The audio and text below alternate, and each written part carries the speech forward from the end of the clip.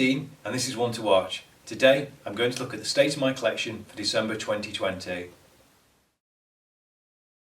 The first watch in my collection is my Seiko Turtle Blue Lagoon. I really like the colour of this one. It's got a real summer vibe with the sunburst blue and yellow touches to this one.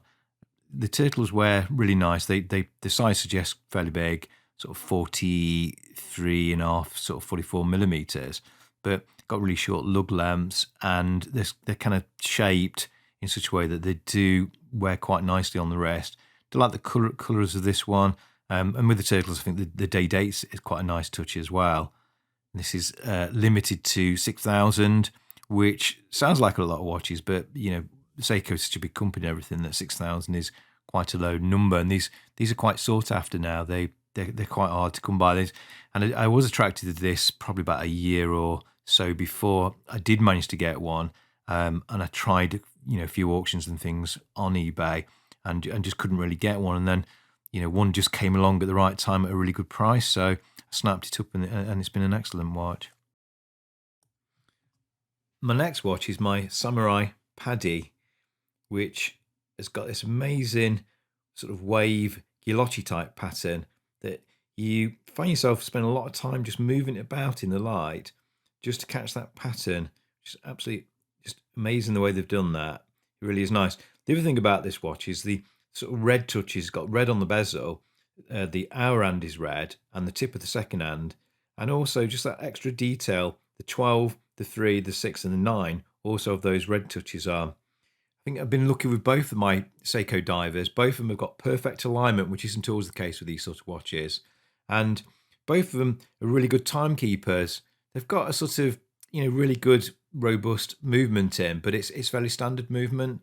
So it could easily be out, I think according to the Seiko specifications, probably anything up to about 30 seconds, but it's probably quite unlikely. But with my two watches, they both keep time within 1 or 2 seconds a day. And that's always been the case. My next watch is my Trieste. I nearly bought this when it first came out by this new American company called Nodus. I was kind of following them, looking them on various websites, and everyone was doing videos of them. And I came really close. A little bit worried about the sort of spiraling cost with the. I ideally wanted the Swiss movement, which is another £100. The import tax that I would have paid, the postage to get it from America, etc. So I sort of ummed and ahed, and then in the end I did leave it. And anyway, a couple of years later, this watch came up, and I paid about quarter to a third of the price of what I would have paid. It's got a really, really good price, and it also sort of fulfilled the spot of getting a PVD, black PVD watch, and it is smaller than my two Seiko divers. Just a really nice size, wears really well, and that's been an absolutely excellent watch. My next watch is my Boulder Expedition. Since this arrived earlier this year, it's been pretty much on my wrist all the time. It's definitely been my most worn watch. Really robust, wears really well, goes with any strap, fabric, leather, rubber. It's excellent for in the water, 200 meter water resistant. The inner bezel, I think, works really well. It's good, you can set it for timekeeping, but it sort of is a good all-round watch. So it hasn't got an outside bezel where it's pretty much a diver or a sports watch.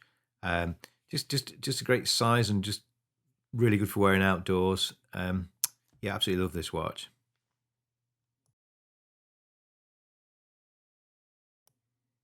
My next field watch is my Seiko Alpenist. The day this arrived, I thought I'd made a real big mistake. This seemed really small compared to a lot of the watches I've been wearing at the time. Wasn't really sure about it at all. The green, I wasn't sure about the colour of it or anything. But it's very, very soon I sort of found the strap that matched it. And, it goes, you take it outside and the sunburst dial, and you just get those beautiful hands, cathedral style, hour hand, etc. The gold indices and numerals. It's just and just the case. The case is absolutely unbelievable. The finish on it, and it just wears so well. It's just such an amazing watch that I absolutely love it now. And I got this strap on it, which is a Chris Ward strap, which I just think the colour just goes, the strap is just perfect for it. And really, really do love this strap. And, sometimes I won't wear it for several weeks, but the minute I put it on my wrist, I think, why did I not wear it for several weeks? And, find myself wearing it for quite a few days at a time then. So, yeah, absolutely wonderful watch. It's one of them that I think until you actually try it on, you sort of look at it and you probably look at the green and think, well, not really for me. It's probably a bit small, it's a bit green. But the minute you put it on and everyone falls in the same category, it is just, unbeatable. My next watch is the Boulder Venture. This is made from titanium, so it's really light. It's small as well, 38 millimeters. It's got no lugs as such, so it does wear very small, but my 7¼ inch wrist, I think it works really well, and it will definitely work well for people who do like smaller size watches who have smaller wrists. It's a little bit thicker. It's probably about, I'm guessing 12.5, 13 mil. I think it says about 14 on the Boulder website, but that's probably, I'll dispute that. It's probably a little bit thinner, but it has got a step case and really shaped and beveled and everything. So, it does look definitely a bit thinner than what the size would suggest, I think, if you did measure that with the calipers. It's just a great little watch with a little orange touch and the nice colour hands to match the strap that it's come with. And doesn't reflect, takes photos well. It's probably a sort of modern version of the Hamilton car key. Hamilton car key just tend to still wear quite big at 38 millimeters because it has got the big lug length, which this hasn't.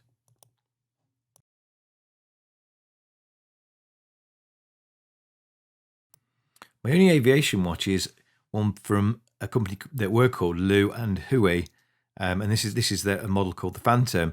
Lew&Huey are now a company called EMF, which stands for Nod to History. And they, look, I've not got one of them watches, but I have had my eye on that company, and their watches look great. They seem to have really good sort of case sizes. I think they've currently bought one out a little bit bigger, but on the whole, they do hit that sort of sweet spot. They've got good loom. Tend to have the bezel tends to have loom as well, and that is true for this watch. The bezel, it's got like a sort of steel bezel with the numbers etched in, and I do like the fact it's got numbers on the bezel. It's it does make it easy to see the time, and again you can sort of you use the bezel for a separate time sort of zone because of the it's got the hour markings on that. And again, the dial itself's got quite a depth to that. It's quite a sort of sandwichy sort of where you've got the indices are cut out to a different level, and it's got those sort of military pointy style swordy type hands, and nice little bits of red on it. The word Phantom is in red, and the tip of the second hand, and the bit of the triangle. So it does give it a little bit of colour. But I think the real star of this watch is the acrylic glass crystal, which is sort of domed and just really stands out. And I think some people would get put off by that, but I actually prefer this sort of glass. If you just get a few scratches on, you can wipe it, but it's just got such the way it catches light and just the warmth of it and the look of it, I find really pleasing. My final two watches I actually just wear more sort of smart casual. The one that I wear would tend to be my brown sort of clothing, which tends to be more smart casual, is my Perpetual Chronograph. This is got a nice ST19 movement, Seagull ST19, and it's got this wonderful display back where you can actually see this really nice column wheel chronograph movement, and it's a really nice sort of size, real nicely polished case, beautiful gold hands, and blue subdial hands and second hands. And I'll just start the chronograph and you can just see this lovely movement. And yeah, absolutely spot on. I'll stop that for a minute and just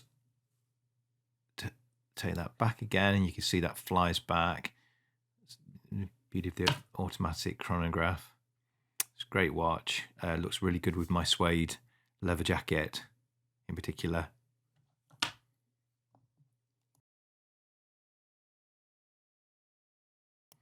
And my final watch is my out-and-out dress watch, which I tend to wear for sort of more smart and formal occasions.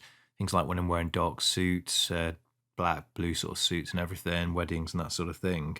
And it's the Seiko Cocktail Time, nicknamed Skydiving. It's got an absolutely beautiful dial pattern on that, which sort of goes to the center and then outwards. It's got this, and the light catches it, it goes from a sort of grey colour to a very light blue colour, and it's really changeable.